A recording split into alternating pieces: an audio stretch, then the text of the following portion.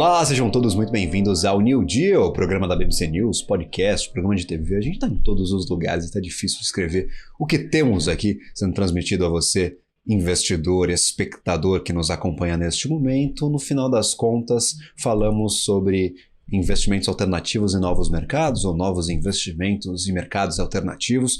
É um grande jogo de palavras para provocá-lo. Você que está nos assistindo neste momento vai sair desta conversa com alguma pulguinha atrás da orelha. Essa é a minha intenção. Desta vez falaremos sobre tratamento de dados e divulgação de descobertas científicas, de pesquisas científicas, um tema bastante sensível e muito interessante. A você que chega nesta conversa, teremos um bate-papo de 50 minutos e, claro, você pode retornar à nossa programação em qualquer plataforma de áudio se perder alguma minúcia, algum detalhe dessa nossa próxima conversa. Estou aqui com Maria Paola de Salvo, fundadora e CEO da EasyTelling. Seja bem-vinda, muito obrigado pela participação. Que prazer enorme tê-la no nosso podcast para falar sobre essa grande iniciativa que vocês estão tirando do papel.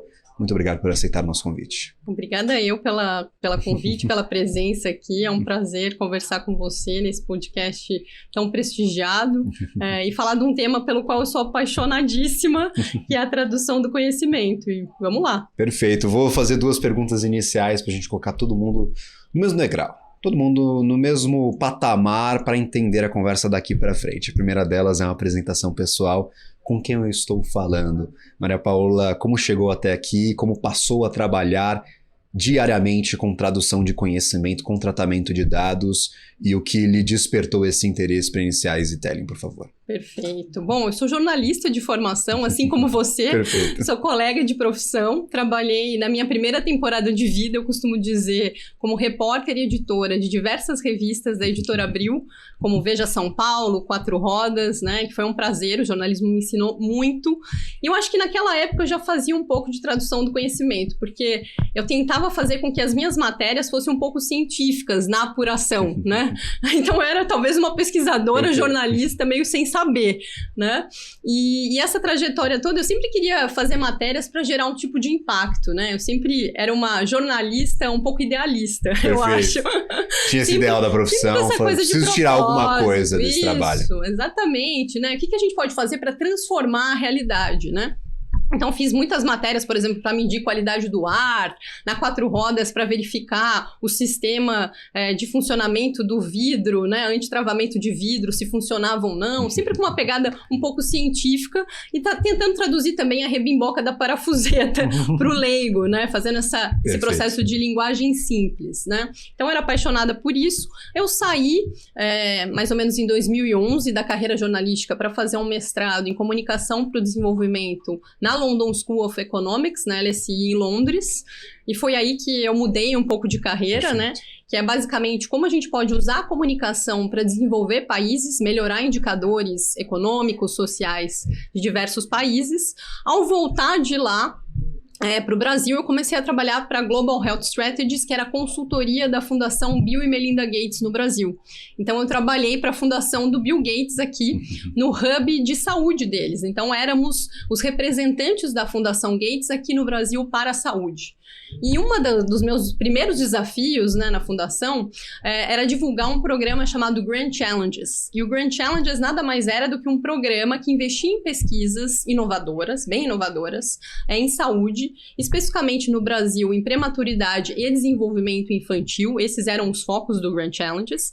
E quando eu entrei, a minha proposta, né, o meu desafio era divulgar esse programa entre os pesquisadores. Foi aí que eu comecei a ter mais acesso, né, ao mundo da pesquisa e aos pesquisadores. Isso foi lá nos idos de 2013, 2014, perfeito. Então faz uns 10 anos que eu tô nessa área, mais ou menos. E depois de divulgados as chamadas, né, do Grand Challenges, a minha missão era acompanhar os projetos de pesquisa financiados. E eram mais ou menos 20 projetos em prematuridade e desenvolvimento infantil. E que eu os visitava regularmente durante 4, 6 anos, né? E eu comecei a ver que os resultados das pesquisas, e eram pesquisas fantásticas, né? Nas suas áreas, de diversos pesquisadores maravilhosos aí, Brasil afora, não chegavam nem mesmo para os financiadores. Metade era dinheiro da Fundação Gates e metade era dinheiro do Ministério da Saúde e CNPq, ou seja, metade era dinheiro público. Como jornalista, né, como somos, eu falei, aquilo me chocou. Eu falei, como assim? A gente está investindo em pesquisa e todo esse investimento não está retornando para a melhoria, por exemplo, de políticas públicas em saúde, para a melhoria do SUS propriamente, porque tinham muitos insights e produtos das pesquisas que poderiam melhorar tremendamente, né, a saúde pública. E eu falei, como assim, né? Deve ter alguma coisa acontecendo aqui.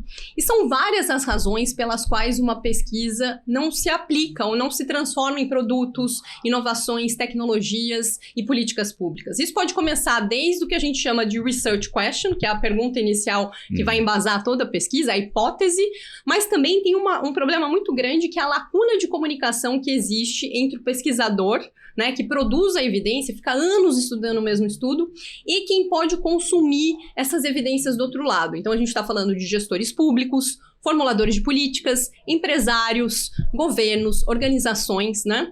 Porque essa linguagem é muito técnica, muito científica, e as pessoas que consomem, que estão do lado de fora da academia, têm muita dificuldade de entender. E eu identifiquei que existia esse abismo de comunicação, e como comunicadora, jornalista, eu falei, eu acho que eu posso começar a ajudar a diminuir um pouco esse abismo, né? Essa grande lacuna que separa esses dois mundos tão distintos. E aí eu comecei a estudar formas de fazer isso acontecer. Me deparei com uma metodologia chamada Knowledge Translation, ou tradução do conhecimento. Que, resumindo super, é claro que é uma metodologia, uma abordagem toda mais complexa, mas para resumir para o nosso público, para ficar fácil, é comunicar resultados de pesquisa para uma aplicação. Então, a gente garantir que as pesquisas da bancada se transformem em produtos, tecnologias, inovações, insights, políticas públicas para melhorar a sociedade, né? Perfeito. E existe toda uma metodologia para fazer isso, né, Maravilha. Gabriel? Não, perfeito. Eu acho que é até interessante a gente fazer o paralelo aqui com tecnologia, porque tecnologia é muito mais fácil da gente entender do que pesquisa científica. Tecnologia está no nosso dia a dia. É um telefone novo, é uma TV que tem uma tecnologia disruptiva. E as companhias que fazem a venda destes produtos, elas comunicam maravilhosamente bem, até bem demais algumas inovações científicas. E sempre fica aquela pulga atrás da orelha e fala, ora, eu preciso dessa inovação? Isso aqui vai fazer diferença no meu dia a dia? Para quem está tomando decisão, o gestor, o dono de empresa, o empresário, fala, cara, eu preciso desse tipo de tecnologia dentro do meu serviço? Se faz sentido para mim, eu coloco para dentro. Se não faz, eu não adapto, eu não uso isso na minha empresa, afinal vou ter que gastar uma grana para colocar isso, para adaptar este uso para o meu dia a dia. Então por que eu estou fazendo este paralelo? A gente tem na tecnologia, principalmente nessa de grandes marcas, esse cuidado com a comunicação, com a justificativa. O que eu estou criando que para você pode ser importante.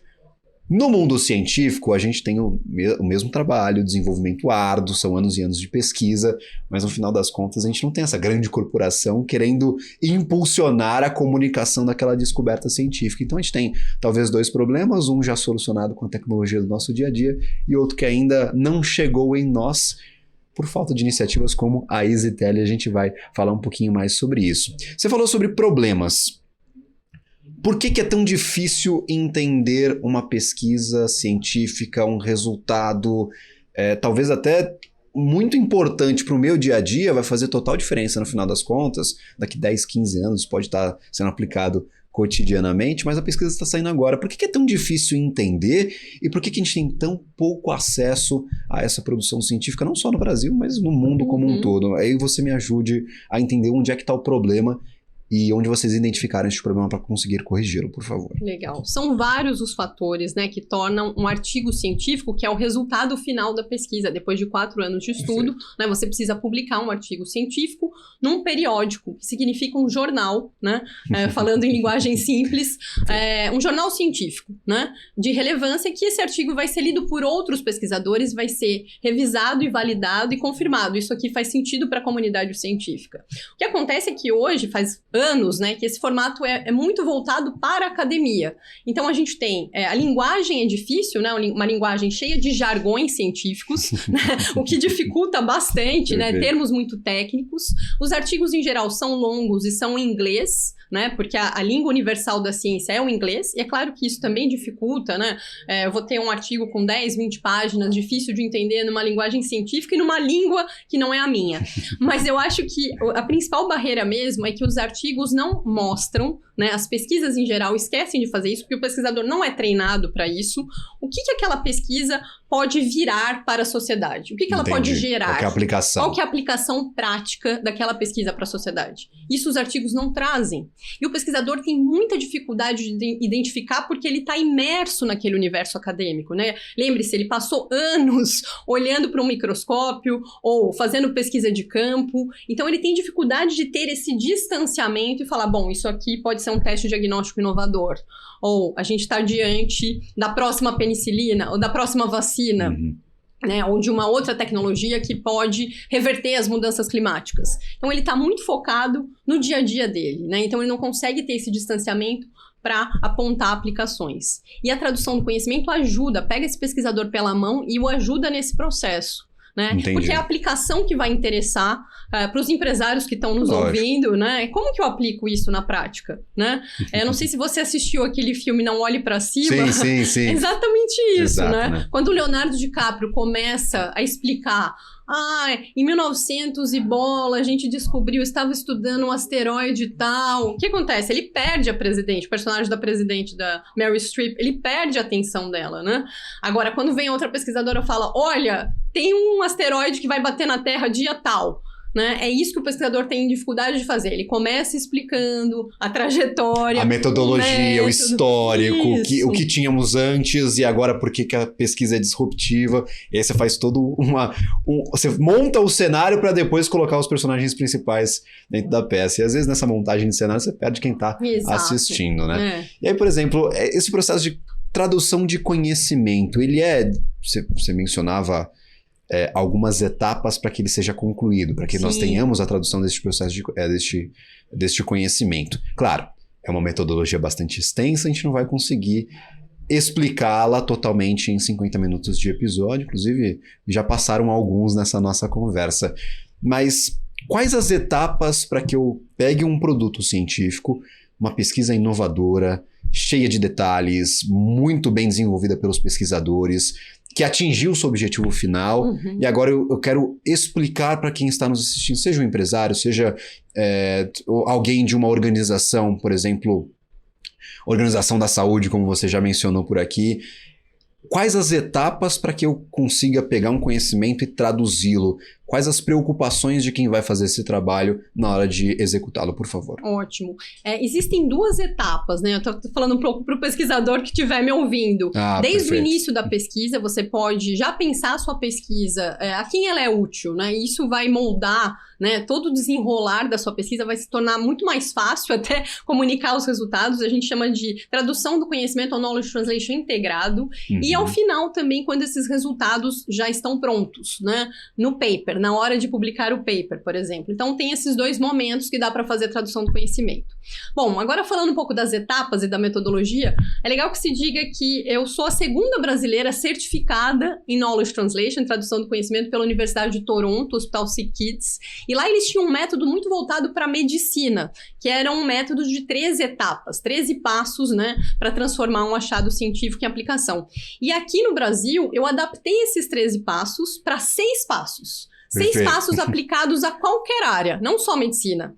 Engenharia, materiais, né? E esses 6 passos é que eu uso para treinar alguns pesquisadores que querem elaborar, né, um plano de tradução do conhecimento. Que significa uma estratégia para comunicar o que a minha pesquisa pode gerar.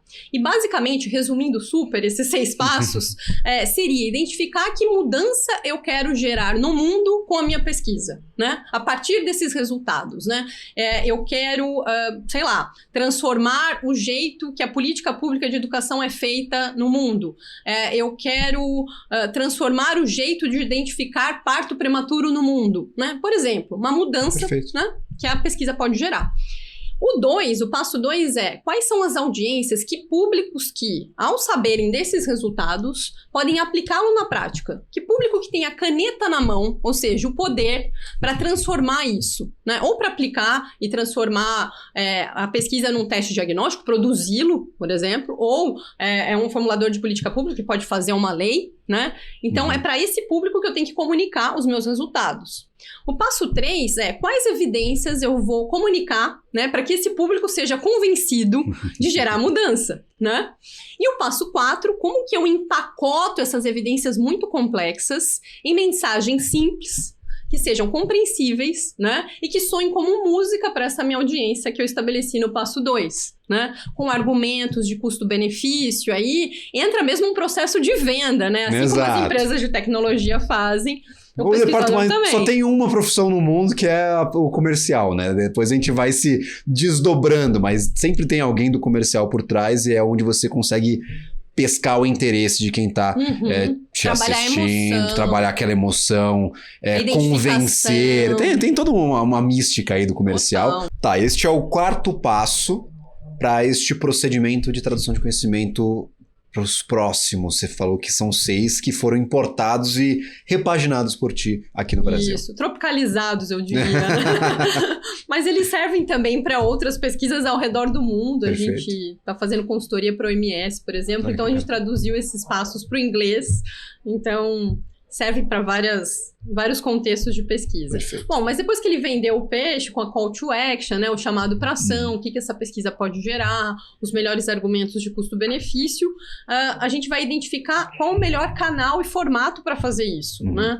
Eu devo fazer isso, por exemplo, para um e-mail direto para um gestor, um head de inovação de uma empresa, né?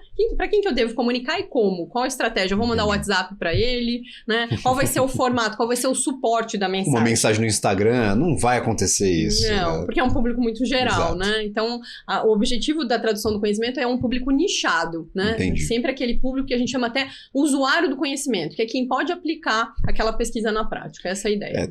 Pensa num livro. Você não traduz um livro para um idioma que é entendido por todos. O Esperanto ficou lá atrás, né, gente? Então você traduz o quê? Para o alemão. Você tem um público-alvo que é o público alemão. Você não vai vender esse livro em alemão no Brasil. Exato. Pode ter, mas é muito raro. Você não vai vender o livro em alemão na Malásia. Pode ter, mas é muito raro. Você tem um público específico, aquela informação ela foi traduzida para atingir aquele público específico, então ele é por natureza super nichado, né, Maia? Exatamente. E uma mesma pesquisa pode ter diversos públicos, Perfeito. né? E aí eu ensino o pesquisador a ajustar a mensagem de acordo com esses públicos, né? Como jornalista a gente sabe, você acabou de falar, que a gente precisa ajustar o mesmo chamado para ação, o que você quer do público, né? Entendi. Então a gente vai ajustando. Às vezes você está buscando investimento, às vezes você está buscando uma aplicação, às vezes você está...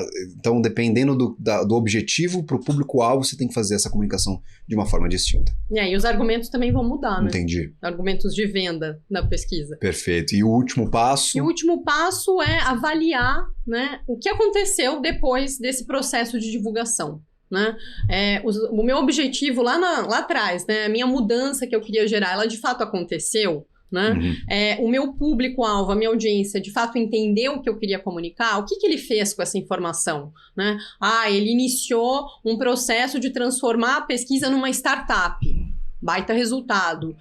O gestor transformou numa política pública. O gestor usou para treinar internamente sua equipe. A pesquisa, o financiador deu continuidade ao investimento da pesquisa para que ela caminhasse mais próxima de um produto, por exemplo. Tudo isso é resultado que conta para a tradução do conhecimento. Perfeitamente, são 6 passos explicados de forma bastante rápida, muito mais complexo do que isso. E claro, há um trabalho bastante intenso por trás dessa tradução do conhecimento. Eu vou abordar este processo por trás da tradução no segundo bloco do programa. Não saia daí, o BBC New Deal volta já já, depois de um rápido intervalo comercial de 2 minutinhos.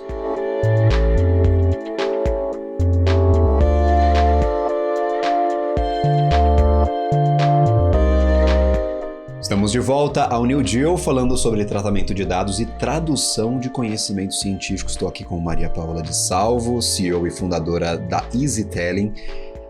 Me ajude a entender, são 6 passos que nós comentamos no bloco anterior.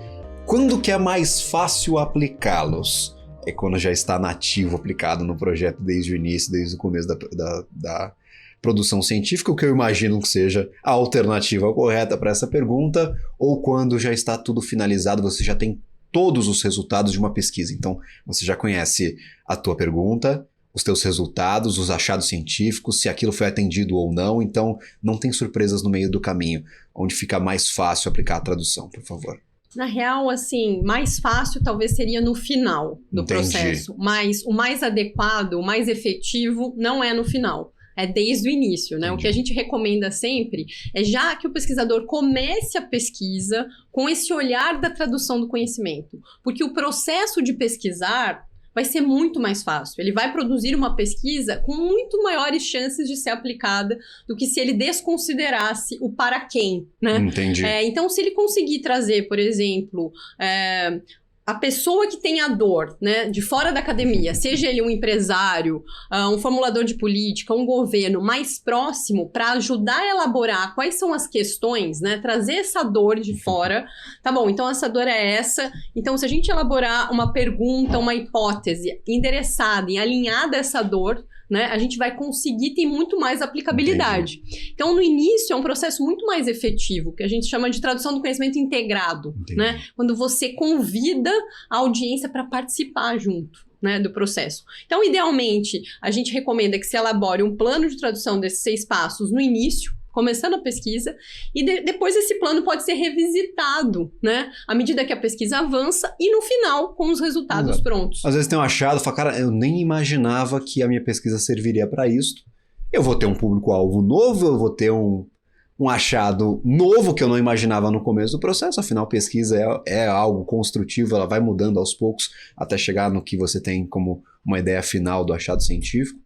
Então ele tem que ser revisitado a todo momento, não é algo que você cria, segue os passos certinho do começo ao fim e no final você tem o mesmo produto que você imaginava lá no começo. É um processo, exato, né? E o pesquisador pode ser surpreendido, né, com novos usos, como você mesmo falou, novos públicos. Entendi. Né? Me ajude também para talvez explicar quais os motivadores. Por que um pesquisador traduziria o seu conhecimento? A gente sabe que há muita pressão na comunidade acadêmica para que você produza e mais, e gere mais conhecimento, gere novos artigos científicos. O pessoal disputa publicações.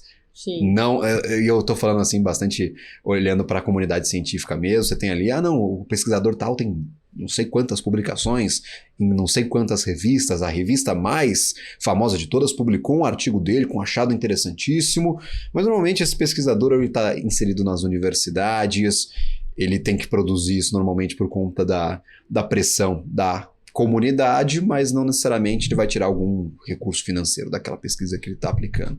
Por que um pesquisador ele busca por essa tradução do conhecimento? Qual que é o objetivo primeiro de traduzir uma pesquisa como essa? Eu diria que 2, viu, Perfeito. Gabriel? O primeiro seria a satisfação de ter o seu conhecimento de anos aplicado por alguém, né? Eu acho que isso, assim, o pesquisador que está sensibilizado com isso é muito bom.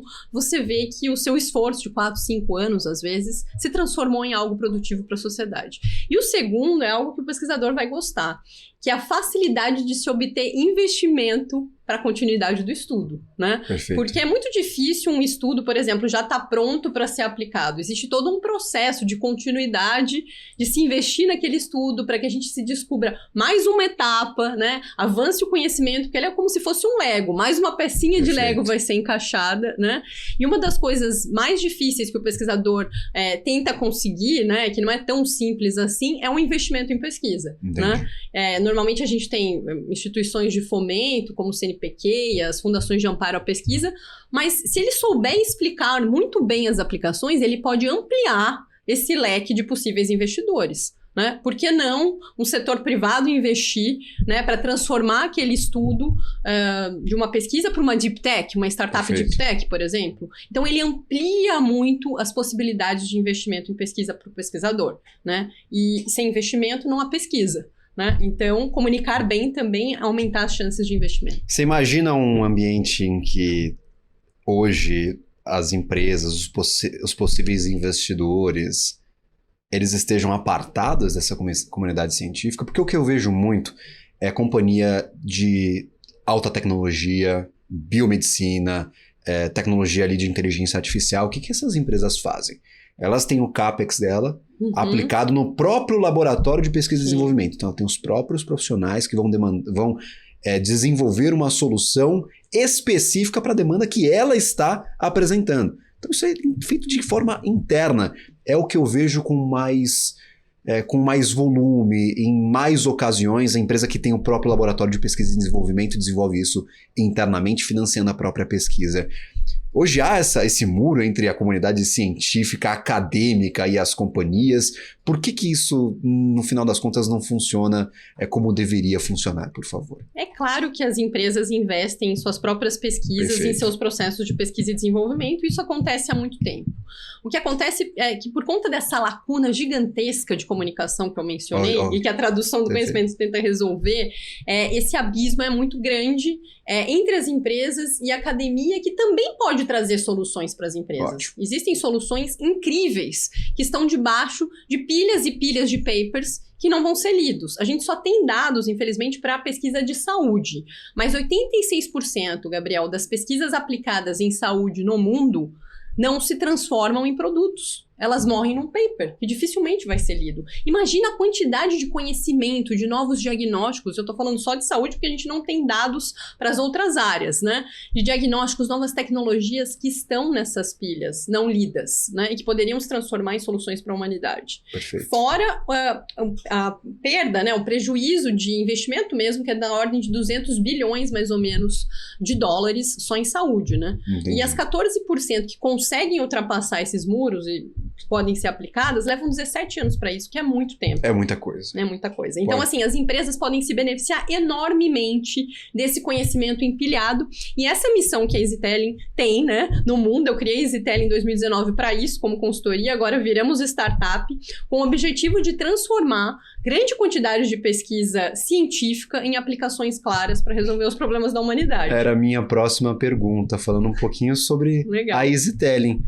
Entendendo quem que presta esse tipo de serviço. Porque se o pesquisador, que é quem está na linha de frente da pesquisa científica, não tem esse conhecimento, não tem essa expertise de já iniciar a pesquisa traduzindo para um público-alvo, identificando quem pode ser o possível interessado, modificando a comunicação para atingir determinados interesses, aqueles 6 passos que nós trouxemos por aqui. Se o próprio pesquisador ele não tem essa preocupação, ou não tinha depois desse podcast, com certeza vai ficar com uma pulguinha atrás da orelha, esperamos.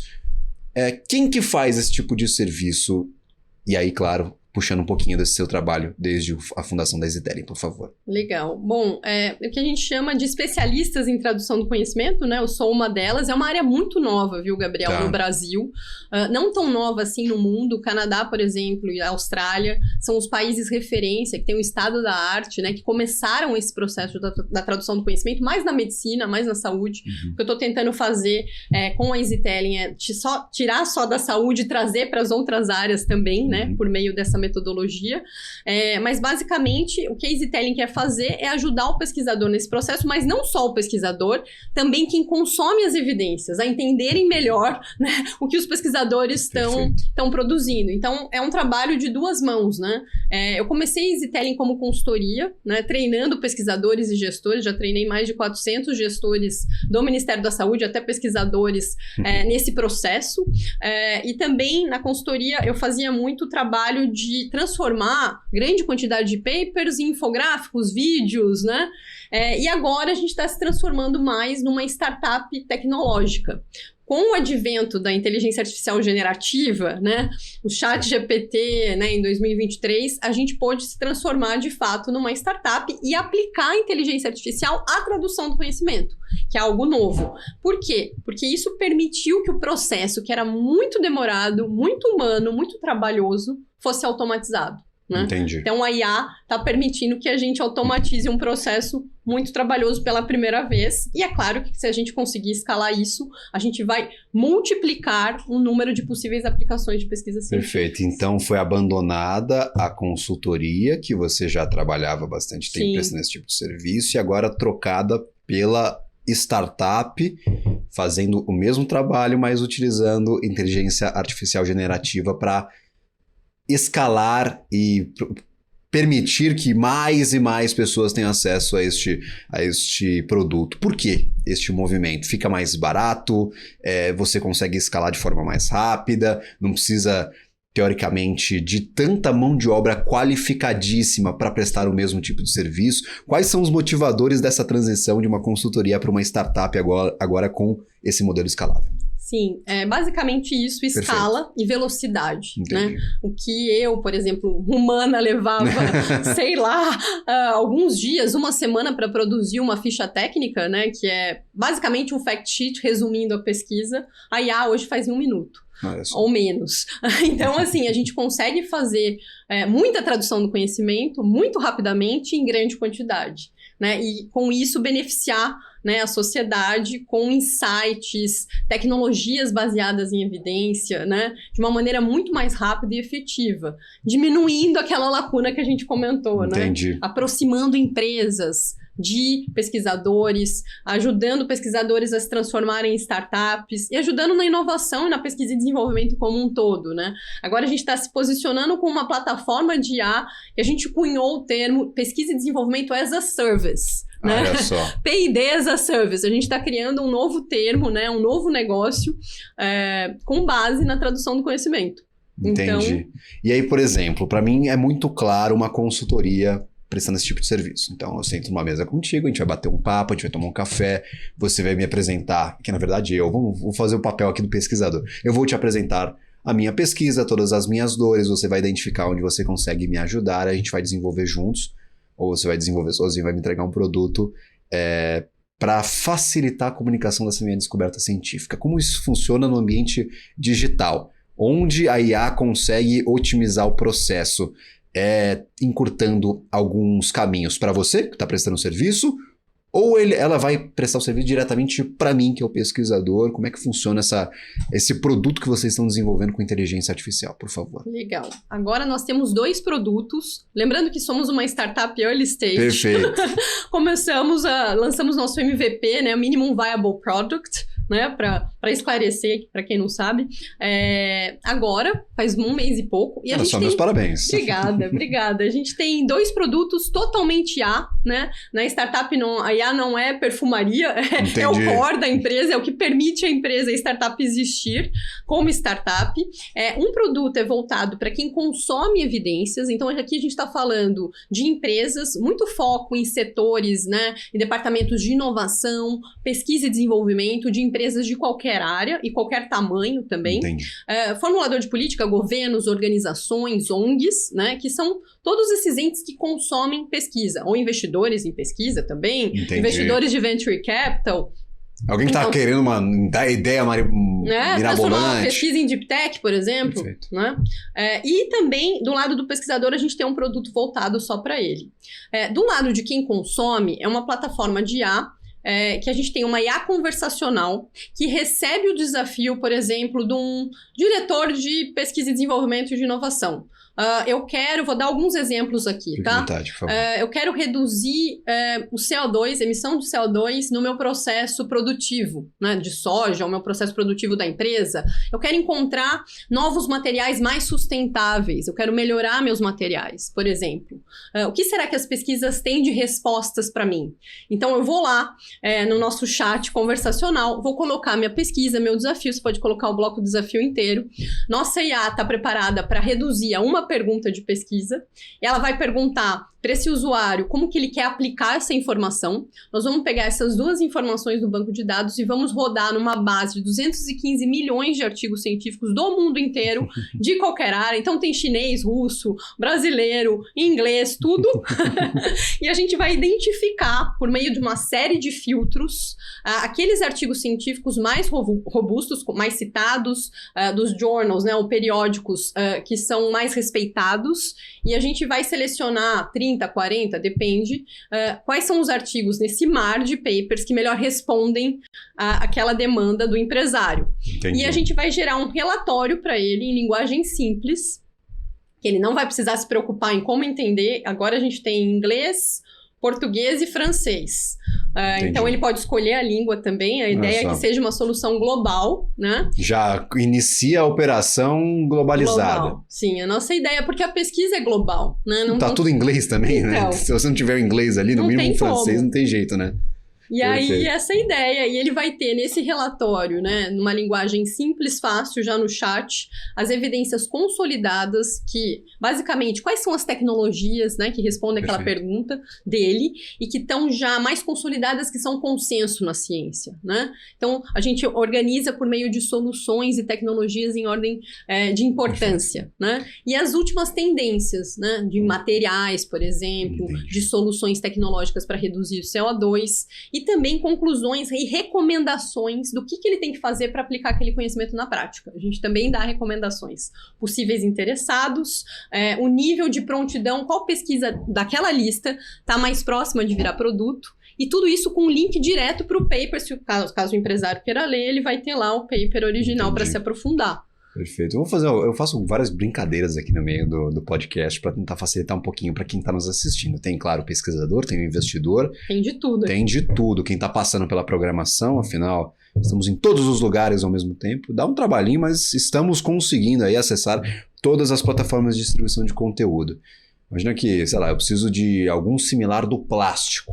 Então eu vou lá falar para você qual que é a minha dor. Eu preciso de um similar do plástico que tenha essas mesmas características, porque o plástico é importante para o meu produto. Eu vou identificar, eu vou colocar lá similares do plástico. Vai ter um crivo de possíveis pesquisas para o desenvolvimento de um produto seja similar ao plástico. Afinal, o plástico é terrível para o meio ambiente. Todo mundo quer trocar o maldito do plástico. Já vou colocar aqui nos seus produtos para distribuir, beleza.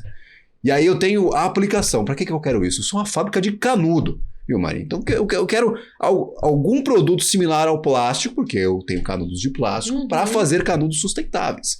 E aí, por que eu faço essa brincadeira? Porque você que está em casa, você já viu canudo de macarrão, canudo de papelão, canudo de vidro, canudo de alumínio, de tudo que é possível se imaginar.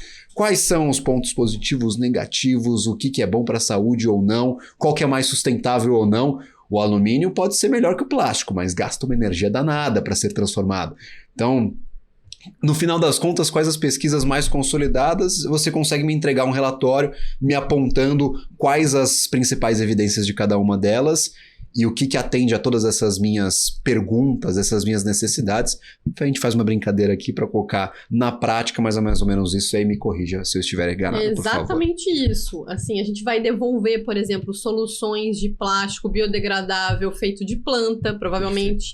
Vai devolver plásticos, já tem elaborado por bactérias, né? Olha só. Olha só. E tudo com um crivo da ciência, que é com evidência científica de que funciona. Isso é o mais importante, Gabriel, porque a gente vai coletar as melhores evidências para orientar a tomada de decisão daquele empresário. Não importa a área, em qualquer área, né? Perfeito. É como se aquele empresário tivesse a consultoria lá direto, né? Como se fosse um SaaS, né? Software as a Service, e a consultoria de mais de 200 milhões de pesquisadores ao redor do mundo ajudando ele a resolver um problema. É isso que a gente tem no final. Maravilha. Tem um problema que a gente tem aqui que eu não consigo resolver, viu, Maria? Vamos que é a necessidade do intervalo comercial. Vou ter que sair para um rápido intervalo. 2 minutinhos, estarei de volta. Não perca essa derradeira do nosso BMC New Deal. Todas as semanas aqui, todos os episódios, trazendo provocações a você, investidor, gestor de recursos, tomador de decisão, empresário. A gente sempre traz temas bastante sensíveis e inovadores aqui para discussão. Daqui a pouquinho estaremos de volta.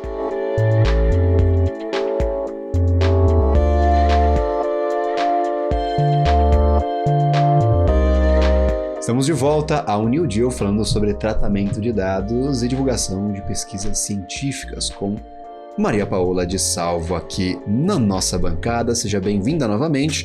Falávamos sobre o que está sendo desenvolvido dentro da EasyTelling para atender todas essas dores que listamos até este momento do podcast, /programa de TV, /qualquer coisa que a gente se defina como.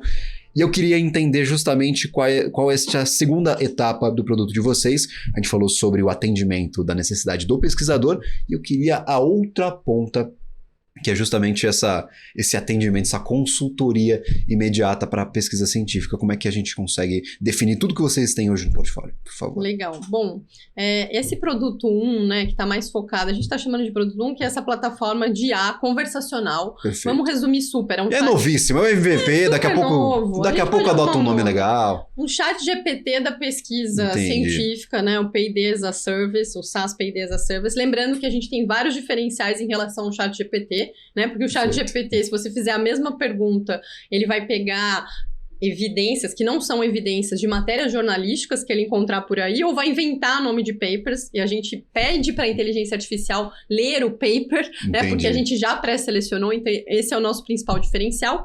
E essa plataforma, viu, Gabriel, serve para vários tipos de clientes. A gente está trabalhando mais com setores de inovação, né, redes de pesquisa e desenvolvimento das empresas, mas nada impede que empresas menores, né, queiram resolver desafios, também esse do plástico que você citou é maravilhoso esse exemplo, ou mesmo, por exemplo, investidores, né, de venture capital que gostem de investir, por exemplo, em novas tecnologias, novas soluções baseadas em pesquisa, podem fazer a pesquisa, quais são as novas tecnologias num determinado tema que podem se transformar numa deep tech, por exemplo, né, médicos, né, a produção médica é muito grande, a gente está tendo muita demanda do setor médico, hospitais, então tem múltiplos usos, viu? E a gente já conseguiu resolver até desafios aí interessantes de empresas grandes por meio da pesquisa científica. Perfeito. Não eram resolvidos há 20 anos. Aí, ó, maravilha. Ah, que legal. Tem solucionar problema, eu acho que é o que o empresário mais gosta, viu? Sim. Ele fala, cara, não vem com produto, fala o que eu tenho de dor e aí como é que você vai me resolver esse problema, que aí você gera o valor para o teu produto, gera o valor para a pesquisa científica, gera o valor para o profissional que está ali atrás desenvolvendo diariamente essa pesquisa.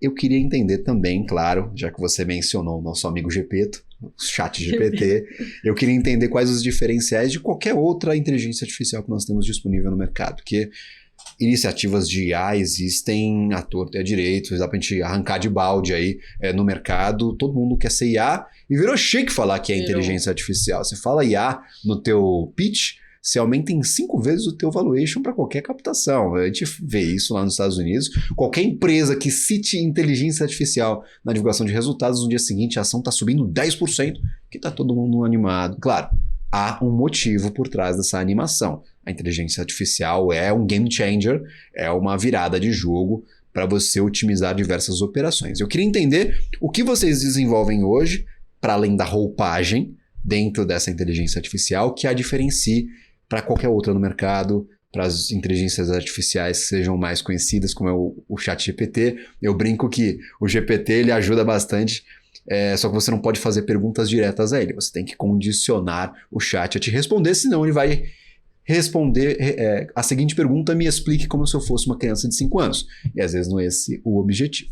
Qual que é o diferencial? O que vocês estão trabalhando para além da roupagem da EasyTelling, que seja realmente diferencial na condução da inteligência artificial? Gostei do apelido Gepeto. O Gepeto é ótimo, né? Nosso amigo Gepeto. Bom, enfim, tem muitos diferenciais, tá? Porque a gente está combinando o meu método proprietário de tradução do conhecimento como barreira de entrada, mais um processo que chama revisão sistemática, que é essa filtragem dos melhores papers, né? Nesse mar de 215 milhões de papers. E a inteligência artificial, que a gente está fazendo vários ajustes e fine-tunings para que ela seja muito focada nessa dor da lacuna, né, entre pesquisa e aplicação, né? Então, a gente diz para a inteligência artificial que a gente treinou o que a gente quer que ela leia, né? E como ela deve ler. E a gente consegue customizar esse relatório final de acordo com as necessidades do cliente final também. Para mim, eu não me interesso muito por, sei lá, conclusões. Eu quero saber todas as possíveis aplicações da pesquisa e o readiness level, que é o nível de prontidão. Quão próxima ela está de virar produto numa escala de 1 a 9. A gente pode focar o relatório só nisso. Então, a gente tem formas, né, de customizar esse relatório, principalmente para o B2B, né, para as empresas, de uma maneira muito fácil e rápida. Perfeito. Né? E aí, por exemplo, o que você precisa para tirar isso do papel? Eu imagino que seja uma base de dados cavalar, brutal. De onde você tira esses dados? Como que você alimenta essa inteligência artificial? Você pega paper por paper e vai jogando lá dentro. Como é que funciona essa alimentação, que a gente sabe que é o ponto primordial, principal de uma inteligência artificial, é ter de onde retirar esse tipo de conhecimento. Sim, essa base que a gente usa de papers, né, artigos científicos, tanto que a gente chama Open quanto Closed Access, que são... O Open é que você pode baixar o PDF e o Closed você tem que comprar o PDF. Perfeito. Resumindo super, né? E é uma base mundial da qual a gente bebe dessa fonte e faz 500 mil filtragens para chegar no relatório, né? Porém, o nosso produto 2 tem o objetivo de justamente criar a nossa própria base. Qual que é o nosso produto 2? É a gente ajudar o pesquisador a fazer o processo de tradução do conhecimento de maneira gratuita, com IA em escala. Por enquanto vai ser gratuito, eu não sei até quanto, mas por enquanto a nossa ideia é essa, porque a gente quer crescer a base. Olha só, tem que aproveitar, pesquisador.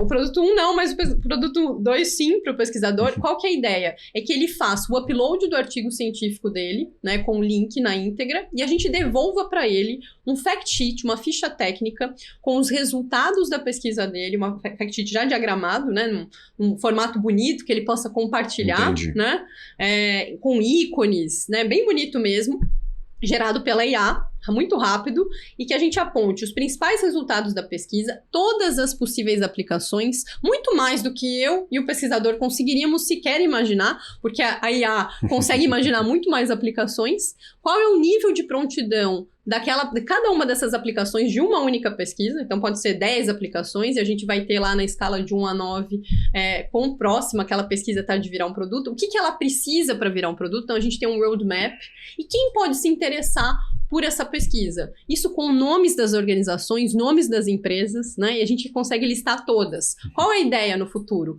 Que a gente use esse nosso próprio banco de dados para dar um match, né? Quando chegar a demanda da empresa, a gente conseguir apontar a pesquisa que dá o melhor match com a necessidade da empresa ou do financiador ou do investidor a partir dessa base, né? E aí a gente está virando quase um Spotify da pesquisa, recomendando pesquisas já traduzidas para um público fora da academia. Eu ia fazer uma brincadeira muito pior. Eu ia falar que tem um Google acadêmico, ia ser o Tinder acadêmico. Você faz o match ali de quem está buscando um determinado investimento, uma determinada dor, com quem está realmente produzindo esse tipo de conteúdo. Mas aí, claro, a gente vai aguardar esse desenvolvimento da tecnologia. IA é muito incipiente ainda, há diversas aplicações que a gente está começando a entender, compreender neste momento. Último intervalo comercial na volta derradeira deste programa do BMC New Deal.